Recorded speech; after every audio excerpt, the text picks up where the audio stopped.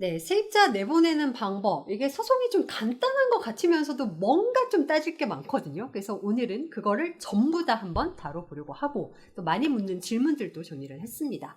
자, 세입자를 내보내야 된다라고 했을 때 뭐 함부로 문 따고 들어가서 하면 안 된다는 건 너무 상식이죠. 그래서 판결을 통해서 집행을 하든지 판결을 통해서 내보내야 됩니다. 계약 해지는 어떻게 해야 가능하죠?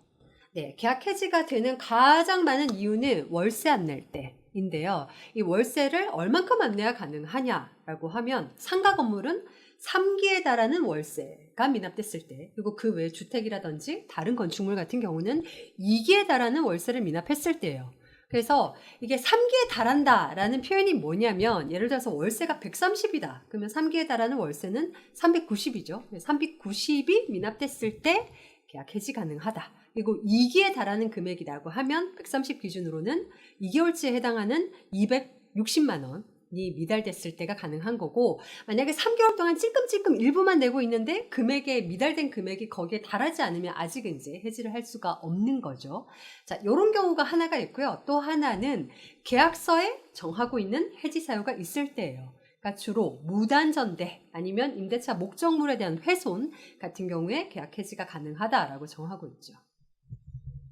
그러면 계약 해지 타이밍은 언제죠? 자, 계약 해지에서 사람을 내보내려고 하면 소송해야 된다고 했잖아요. 근데 소송이 진행됐을 때 임차인이 월세나 관리비를 열심히 안 낼 가능성이 많겠죠. 그래서 우리가 이럴 때를 대비해서 보증금을 받아놨어요. 그러면 소송이 걸리는 시간 대비해서 보증금에서 내가 감당 가능한, 그러니까 깔 수 있는 금액이 얼마나 남아있는지를 봐가면서, 소송이 못해도 6개월이 걸리거든요. 그러면 못해도 6개월치의 월세와 관리비만큼을 담보할 수 있는 보증금이 남았을 때는 소송을 들어가셔야 손해를 안 보시겠죠. 그러면 소송 기간은 어느 정도 걸리나요? 네, 제가 못해도 6개월이라고 말씀드렸는데 재판이 왜 이렇게 오래 걸리냐? 변호사 선임했더니 변호사 왜 빨리빨리 안 하냐라고 얘기를 하면 사실 저희도 억울해요. 변호사 입장에서도 소송이 빨리 끝나면 그만큼 품을 덜 들이고 이제 일이 끝나는 거니까 저희로서도 좋거든요. 근데 이게 소송이 왜 오래 걸리는지를 제가 한번 말씀드려 볼게요. 일단 소송이라는 거는 우리가 낸 서류가 상대방한테 송달이 돼야 됩니다. 근데 지금처럼 LTE급 세상에 이 송달이라는 걸 뭐 다른 방식으로 하는 게 아니라 우체국 송달을 시켜요. 집에 사람이 없는 경우가 많잖아요. 그럼 낮에 이제 송달이 안 됐어. 그러면 우리가 다시 밤에 송달해달라. 또 만약에 주소지가 맞지 않다라고 하면 주민등록 초본을 떼서 주소지를 보정하는 절차를 거쳐야 됩니다. 그래서 이게 시간이 걸려요. 최악의 경우에는 저희가 임차인이 주식회사인 경우가 있는데 대표이사가 알고 봤더니 이제 사망을 하신 거예요. 그러니까 회사로 보내도 소장 송달이 안 돼. 그러면 대표이사 집으로 보내라고 하는데 대표이사 집에도 송달이 안 돼. 근데 알고 봤더니 주민등록 초본을 떼봤더니 대표이사가 사망하신 거예요. 그래서 법원에서는 특별 대리인을 선임을 하래요. 그러니까 상대방이 소송을 진행할 수 있도록 그 모든 세팅을 원고인 우리가 하라는 거죠. 그래서 그때는 부산 변호사에 통해 가지고 변호사를 또 섭외를 해서 그 변호사한테 상대방의 대리인이 되어달라라는 절차를 거치고 지금 처음으로 재판 첫날이 잡혔는데 그게 저희가 소송 넣고 지금 6개월 만에 하나 잡힌 게 있어요. 그러니까 이런 식으로 송달 때문에 늦어지기도 합니다. 또 소송이 늦어지는 이유는, 소송이라는 거는요, 내가 주장하면 쟤도 반박하고 얘가 반박하면 내가 재반박하고 티키타카예요. 왔다 갔다. 근데 내가 주장을 했어요. 근데 상대방이 답변을 제대로 안 해. 다투겠습니다. 근데 그 이유는 나중에 밝힐 거지롱. 뭐 이렇게 하면 티키타카의 속도가 느려지기 시작하는 거예요. 근데 이거에 대해서 법원이 어느 정도의 기간에서는 좀 유연하게 봐줍니다. 그러니까 그러다 보니까 우리가 소장을 냈는데 상대방이 답변을 비로소 한 3개월 만에 할 때도 있어요. 그래서 이런 것 때문에 이제 늦어지는 거죠. 그리고 세 번째는 법원을 통해서 반드시 해야 되는 증거 신청이 있을 때예요. 예를 들어서 우리가 저 임차인이 월세 안 내가지고 지금 나가는 거 너무 간단하게 주장을 했어요. 근데 임차인 측에서 이런 주장을 하는 겁니다. 여기에 누수가 너무 심해가지고 내가 식당 운영을 도저히 할 수가 없었다. 그러니까 이거는 내가 월세를 안 내도 되는 정당한 이유가 있었다. 그러면 여기에 누수가 얼마나 심각하고 원인이 뭔지에 대해서 전문가한테 감정을 하자. 근데 그렇게 되면 법원에서는 그 전문가를 또 지정을 해서 그 사람한테 감정기일 정해서 또 감정 날짜에 또 그 현장에 가서 감정하고 그리고 감정인이 그 보고서를 또 내는데 몇 개월이 걸릴 때도 있거든요. 그러니까 이런 식으로 해서 재판이 계속 길어지는 겁니다. 아까 못해도 6개월은 정말 최소고요. 임차인들이 1년 이상을 끌 때도 있어요. 특히나 여기가 잘 나가는 식당을 하는 상가다. 그러면 끝까지 버티려고 하는 경우가 있어요. 그러니까 뭐 계약갱신 요구권 행사할 수 있는 10년 다 채웠고 그러면 끝까지 버티면 버티는 만큼 매출이 엄청나게 일어나니까 이런 식으로 소송을 지연하는 경우도 있고 1심에서는 어느 정도 봐준다. 아, 소송 너무 오래 걸리는데 소송 말고 다른 방법은 없나요? 그래서 프로 임대인들이라면요. 재소전 화해 조서의 파워를 아실 거예요. 이게 뭐냐면 임대차 계약을 체결할 때 이런 일에 대비해서 미리 판결문 비스무리한 걸 받아놓는 거예요. 그러면 이런 일이 발생했을 때 판결문 받는 절차를 다 건너뛰고 바로 집행 들어갈 수가 있어요. 그래서 재소전 화해 조서 이거에 대해서는 저희가 다른 영상에서 다뤘으니까 한번 클릭해서 확인을 해보시고요. 자, 이런 거 안 했다. 근데 소송을 가려고 하니까 되게 험난하대. 그러면 해볼 수 있는 게 야, 우리 좀 잘 좀 해보자 라는 거를 제안해 볼 수 있어요. 좀 달래주거나 아니면은 금전적으로 좀 혜택을 주거나. 그러니까 법적으로는 뭐 이사비나 이런 거 줄 필요는 없지만 그래도 어차피 변호사비 그다음 시간 드는 거 이런 거 생각했을 때 아이 뭐 누이 좋고 매부 좋고 해서 내보내는 방법도 있고요. 아니면 변호사를 선임을 해서 내용 증명을 이제 좀 세게 보내는 거죠. 그러니까 잘 이제 협조를 구하면서도 만약에 안 비키게 되면은 이러이러한 소송 비용들이 발생하는데 그거 당신이 부담하셔야 됩니다. 라고 알려주면 한 반 이상은 이제 내용 증명 가지고 협의가 되시는 것 같아요. 그러면은 인도 소송에서 반드시 해야 할 게 있나요? 네, 이게 소송 자체가 사실은 월세 안 냈어? 몇 개 안 냈어? 그러니까 나한테 다시 건물 넘겨. 아주 심플한 소송이기는 한데요. 자, 소송이 6개월 이상 걸린다고 했잖아요. 근데 판결문을 받았는데 피고가 홍길동이야. 근데 막상 그 건물에 집행을 하러 가봤더니 거기 살고 있는 사람이 홍길동이 아닌 거예요.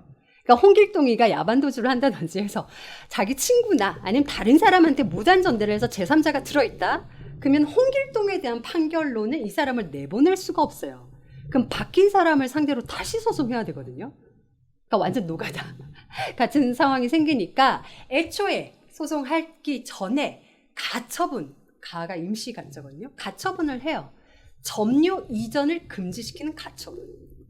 그러니까 지금 우리 임차인이 누군데 이 사람 상대로 점유를 이제 이전시키는 거를 금지시키는 가처분을 해놓는 거예요. 그러면은 나중에 혹시나 임차인이 장난을 쳐서 점유하고 있는 사람이 바뀌더라도 이 점유이전 금지 가처분이 있으면 피고를 상대로 판결 받은 걸로 집행이 가능해져 버리거든요. 그래서 이거는 반드시 하셔야 되는 거예요. 그래서 이 점유이전 금지 가처분도 다른 가압류 가처분이랑은 조금 성질이 다르게 일이 많아요. 왜 일이 많은지를 좀 설명을 드릴게요. 자, 점유이전 금지 가처분 결정문이 나왔어요. 그러면 이걸 가지고 그 집에 들어가서 이거는 점유 이전 금지되어 있어 라는 종이를 딱 붙여야 돼요. 우리 빨간 딱지 붙이듯이 이거 붙여야 되거든요. 근데 이거를 뭐 아무나 붙일 수 있는 게 아니죠. 그러니까 법원에 소속돼 있는 집행관들을 통해서 해야 되거든요. 그래서 결정문이 나왔다. 그러면 각 법원에 집행관 사무실이 있어요. 그럼 집행관 사무실에 연락을 해서 언제 가시겠습니까? 일정을 잡아야 되는데 이 일정도 결정문 받고 2주 내에 잡아야 됩니다.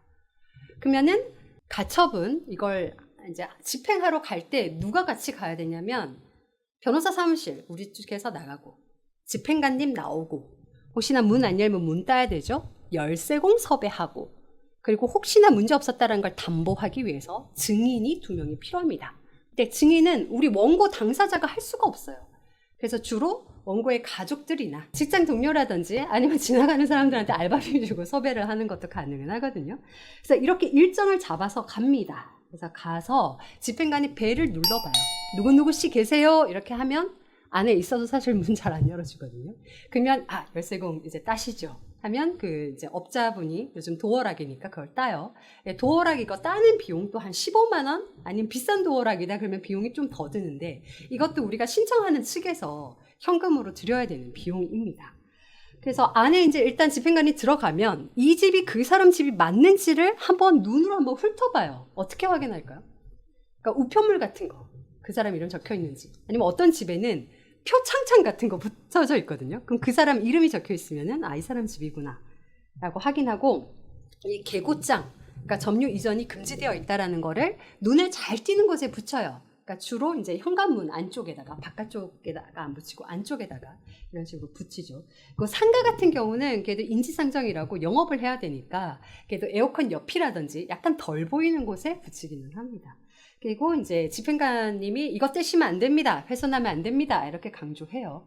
그리고 이 절차가 사실은 굉장히 당혹스럽잖아요. 불시에 막 남의 집에 들어와가지고 하는 거니까. 근데 생각보다 집행관들이 굉장히 카리스마가 있습니다. 그래서 대부분은 반항을 하지 않으세요. 그래서 어버버버 그냥 이렇게 흘러가죠. 그러면 인도 소송은 어떻게 진행되나요? 네, 아까 말씀드린 것처럼 이제 소장 접수하면 이제 티키타카 주거니 받거니 하면서 소송 진행이 되고, 재판은요 주로 서류로 싸워요, 사실. 근데 우리 드라마에 보면은 막 되게 멋있게 막 법정 가서 막 이렇게 하지만 사실 민사에서는 전혀 그렇게 이루어지지가 않고 서류 싸움이 왔다 갔다 한다. 그리고 그 사이사이에 거의 한 달 주기로 재판 날짜가 잡힌다. 이렇게 보시면 되고요. 이 소송은 사실 우리 측에서 주장할 건 심플해요. 제 몇 개월치 월세 안 냈어요. 그러니까 빚겨라고 해주세요. 라는 아주 간단한 소송인데, 상대방 측에서는 시간을 끌려고 아까처럼 뭐 내가 오히려 손해배상 받을 게 있다. 아니면은 뭐 제가 해줘야 되는, 집주인이 해줘야 되는 당연한 수선을 안 해줘가지고 내가 돈 들었으니까 그거에 대해서 뭐 밝히겠다. 뭐 이런 식으로 좀 단골 멘트가 있습니다. 임차인들이 하는. 인지대 송달료라는 게 있어요. 이거는 법원에 내는 이제 수수료 격인데요. 인지대 같은 경우는 공시지가별로 정해집니다. 그러니까 아파트의 시세가 아니고 공시지가니까 조금 더 싸게 이제 정해지겠죠. 그리고 송달료는 한 7만 원 정도. 아까 말씀드린 것처럼 우체국 통해서 다 서류가 가니까 그 송달료가 기본 한 7만 원 정도 든다. 그리고 한 뭐 6개월 이상 지나면 이제 판결을 받는다. 그러면 판결 받으면 그 다음에는 뭐 어떻게 해야 되나요? 네, 판결을 받아도 상대방이 안 비키죠. 판결은 이제 이 사람을 강제로 드러낼 수 있는 집행이 가능한 이제 1단계를 얻은 거예요. 그럼 이 판결문을 가지고 집행을 해야 되거든요. 판결이 난 경우에 이게 만약에 상대방이 되게 악질이야, 항소를 했어요. 그래도 1심 판결에 이제 가집행 선고를 붙여가지고 1심 판결만 가지고 또 임시 집행을 할 수가 있거든요. 그래서 강제 집행은 일단 집행관이 한 번은 알아서 비킬 수 있는 찬스를 줘요. 그래서 집행관이 직접 찾아가서 언제까지 비키십시오. 만약에 그때까지 안 비키면 불시에 저희가 강제 집행을 할 거고 거기에 소요되는 모든 비용 부담하셔야 됩니다라고 알려줘요. 그러면 대부분은 여기서 비킵니다. 거의 비켜요. 근데 안 비키는 또 최악의 경우가 발생하죠. 그럴 때는 다시 강제 집행이라는 걸 해야 돼요. 근데 생각을 해보세요. 누군가가 살고 있는 집에서 그 사람을 드러내고 그 사람이 거기에 둔 뭐 가구, 옷 전부 다를 들여낸다고 생각해보세요. 이거 거의 포장이사급이거든요. 그래서 이게 집행관도 나가지만 이 이사를 도울 수 있는 인부들도 나가셔야 되고요. 아까 문 따는 분 나가셔야 되고요. 그 다음에 증인 2분 필요하고요. 그 다음에 뭐 사다리 차 같은 게 올라가야 된다. 차 섭외해야 되고요. 그 다음에 짐을 뺐어. 그럼 그 짐을 어떡할 거예요? 보관을 시켜야 되거든요. 그럼 전문 업체에 보관하는 것도 3개월치 선납을 해야 돼요. 그래서 이 집행 비용이 사실 굉장히 큽니다. 그래서 최근에는 저희가 작은 집이었는데 안에 짐이 너무 많아요. 그래서 이 집행 비용이 700만 원 든 적이 있어요. 그러니까 저희한테 이제 의뢰인들이 변호사님 집행 비용 얼마 들 것 같아요? 라고 물어보면 우리가 그 집을 따고 들어가 본 게 아니기 때문에 보지 않고서는 확답을 드릴 수가 없어요. 그러니까 우리가 왜 포장이사 비용이 그 집을 한번 둘러보고 포장이사 견적을 내는 거랑 똑같은 개념이라고 생각하시면 되죠. 그리고 이런 집행 비용은요, 일단은 임대인이 다 내야 돼요. 그리고 나중에 임차인한테 다 돌려받을 수는 있는데 일단은 내가 내고 시작을 해야 된다. 그 다음에 이제 짐을 보관하고 있는데 이걸 또 처분을 안 하면 보관비를 계속 내가 내야 돼요. 그래서 이 물건에 대해서 내가 못 받은 월세를 받을 수 있는 판결을 받았으면 이 동산, 물건을 동산이라고 하는데 이 동산에 압류를 해가지고 또 이걸 매각을 해서 내가 받을 돈에 충당을 시키면 더 이상 보관료가 발생하지 않겠죠. 그러니까 이런 것들이 다 하나하나 밟아야 되는 절차입니다. 그러면은 임대차 보증금을 받으면 나가라고 판결이 나는 경우는 어떻게 되죠? 그렇죠. 그럴 수 있죠. 나는 부동산을 돌려받고 또 상대방한테 내가 보증금을 내줘야 되잖아요. 그러면은 이럴 때 이제 판결문이 떨어지면 그 임대차 보증금을 받음과 동시에 뭐 건물을 인도하라 이렇게 나오거든요. 그럼 나는 인도를 하려면 일단은 내 할 바를 다 했다라는 거를 밝혀야 집행문을 받을 수가 있어요. 그래서 임대차 보증금을 다 줬다는 걸 밝혀야 되겠죠. 그러면 그거를 뭐 계좌이체했다? 아니면 공탁했다? 아니면 내가 받을 것들이 이렇게 있어가지고 상계 처리를 했다. 그러면 상계 처리에 대해서는 뭐 내용 증명으로 이렇게 알렸다라는 거를 다 증빙을 해야지만 집행문을 받을 수가 있습니다. 그러면은 소송 비용은 임차인한테서 돌려받을 수 있나요? 그러니까 이제 원칙적으로 실비라는 건 다 돌려받을 수 있어요. 법원에 나간 인지대 송달료, 그 다음에 집행하는 데 들어간 그 실제 비용들. 근데 변호사 비용은 그럼 어떻게 되냐?